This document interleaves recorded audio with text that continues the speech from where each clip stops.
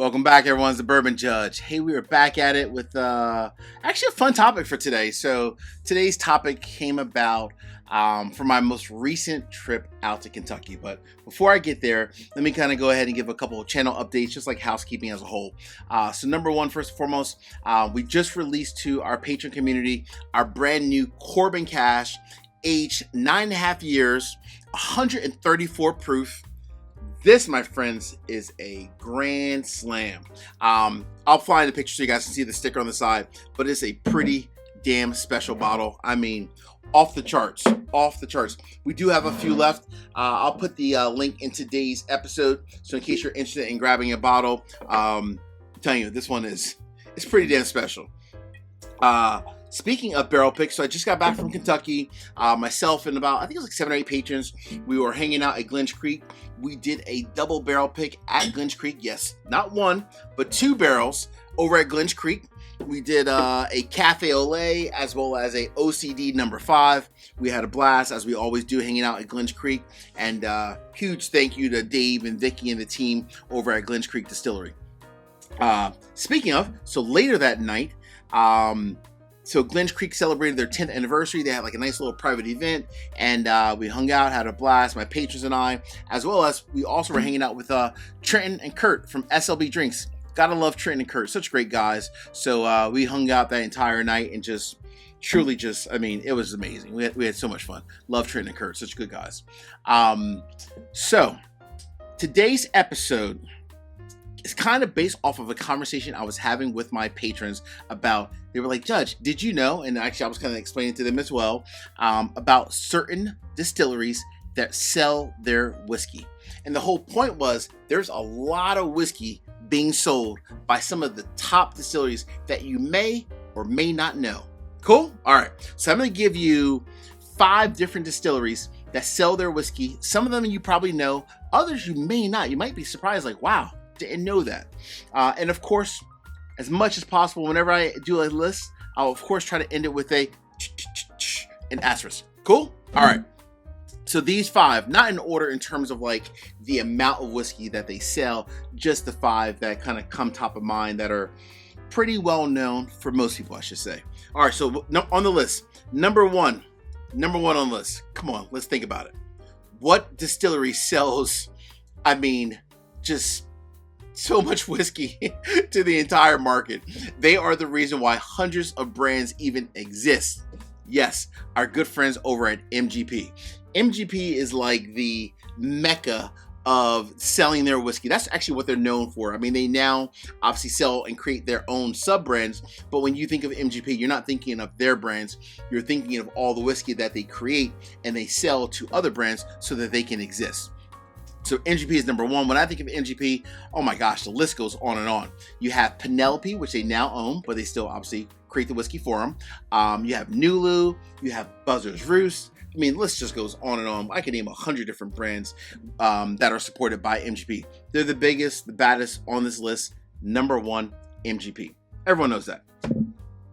Judge, what's number 2 on the list and why? So I'm going to explain the reason why for all of these as well. So number 2 was actually the reason why our entire topic for today's episode came about when I was hanging out with my patrons. We were talking about the Buff Turkey whiskey.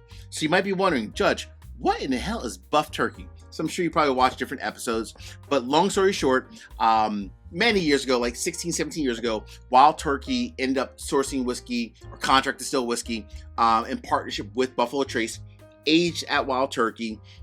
My guess is when they age it 15, 16, 17 years, you would think at some point they probably wanted to put it out under their own brand, right? Under Wild Turkey.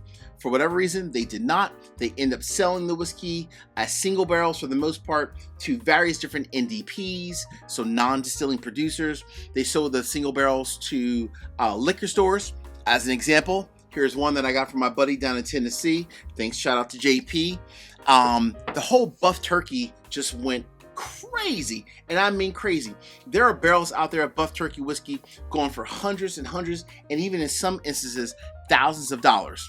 But at the end of the day, the point of the story is Wild Turkey sold their whiskey. They didn't want it themselves, they sold it off. So yes, Wild Turkey does sell their whiskey. Hence, the whole buff turkey experience. Love it or not. All right, that's number 2 on the list. Judge, what is number 3? So number 3 is going to be an interesting one. You may or may not know this, but number 3 is actually Four Roses. Yes, number 3 on the list is Four Roses. So you might be wondering, Judge, why in the hell would Four Roses, I mean a big, huge, reputable brand, why would they sell their whiskey and so forth? So when you think about a distillery, like any other business, every now and then you have to create like experiments, right? So for them, they're creating like experiments or experimental type batches, maybe 25, maybe 50, or even 100 different barrels at a time, different mash bills and different recipes than what they normally use for their standard products that they have out in the market. Well, when things age 6 to 8 years, after it ages and they're ready to actually taste it, they may or may not feel that it's, quality enough to put out under their own sub brand as, it's called Four Roses, the new version of Four Roses. So what they'll do is they'll take all those barrels and they'll sell them to various different NDPs. Out of respect for various different NDPs, I won't say who. Yes, I cannot say who, but let's just say there is a lot of Four Roses whiskey out there on the market coming from different NDPs, non-distilling producers, that you and I drink every single day and we all love. You may be shocked. Yes. All right. Before I get to number 4, 5, and the asterisk, real quick, 3 quick easy favors. Number 1, hit the like button. Number 2, drop me a comment. Let me know, what are your thoughts just on brands, big distilleries selling their whiskey? What are your thoughts on it as a whole? Last but not least, please make sure you also subscribe to the channel and hit the bell so you get notification each and every time I release new content. Cool? All right. Cheers. Woo! This Corbin Cash is flipping amazing. Damn, it's good. Oh my gosh. Can't wait for my Patron community to get their bottles. That is truly amazing. Again, if you're interested, link in today's episode. All right. So Judge, what is number 4 on the list? So number 4 on the list, again, huge brand, one that you may or may not know, Jim Beam. Yes, Jim Beam does sell their whiskey. Very similar to Four Roses, from what I've heard, at least from various different NDPs. It's typically almost like, different experiments, like when they made batches of 100 or 1,000, whatever the quantity number of barrels are, when they made like experiments from a batch standpoint, if it's not something that they want to put out as their own sub brand, it's just easier to sell it off. Somebody's going to buy it, right? There's always a different NDP popping up. Someone's going to buy it. And hey, at the end of the day, we're all interested in trying something new, right? So that is a cool thing. But yes, Jim Beam does sell a lot of their experiments and just like other whiskeys that they have available to certain NDPs on the market. I've actually tried a few different NDPs recently where I won't say that where it came from Jim Beam, and honestly, it doesn't taste like a normal Jim Beam product. It doesn't taste like a Knob Creek, right? Knob Creek, 9-year, or Knob Creek 12 or 15 year. It doesn't taste like that at all. It tastes completely different. You can still kind of get like the notes of Jim Beam, but if you just sipped it neat and said guess the distillery, you would not guess it's Jim Beam. So that's the only cool thing about this, is that we're trying things that are not really out on the market. So I guess it's pretty cool from that standpoint. All right, Judge, what's number 5? Cool. Now this is a fun one. So number 5, huge distillery. They produce whiskey for, I wouldn't say a ton of other brands, but definitely they're very open about it and very transparent as a whole. So number 5, 1792. Barton 1792. Yes, a Sazerac owned brand. When I think about 1792, in most instances, when you think about the whiskey that comes from them, where they're selling it to other people, they are selling it to other brands. Think about like Lucky 7. I think about Lucky 7. I think about Calumet. I think of Sam Houston. And hell, Costco. They even sell their whiskey to Costco. So when you think of 1792, they are a major distillery that sells their whiskey. Yes, these distilleries, hey, you have to make extra revenue. And if you're not going to put it out under your own brand, you might as well put it out under someone else's brand. Hey, cheers to them. Before I get to the asterisk, just want to say, hey, cheers to everyone. I appreciate everyone always watching the channel. Cheers to you.